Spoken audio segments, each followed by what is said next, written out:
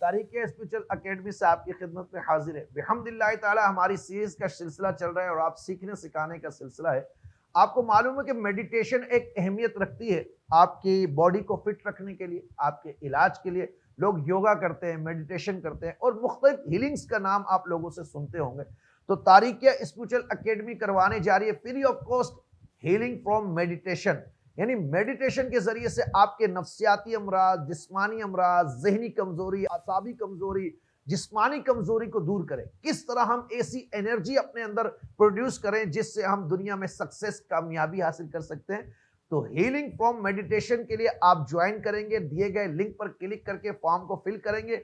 ये 8 दिन का पूरा कोर्स होगा जिसमें मुराकबे के मुख्तलिफ तरीके भी करवाए जाएंगे, आपको लताइफ का जिक्र भी करवाया जाएगा और मैं और आप मिलकर सब लोग 500 पीपल मिलकर इंशाअल्लाह हीलिंग करेंगे रूहानी तरीके से।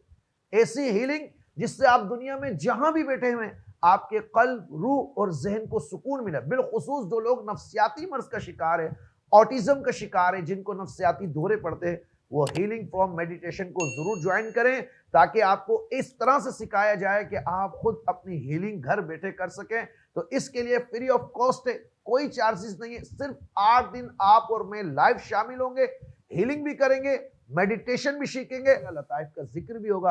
तो जल्द अज जल्द इस कोर्स को ज्वाइन कर लीजिए।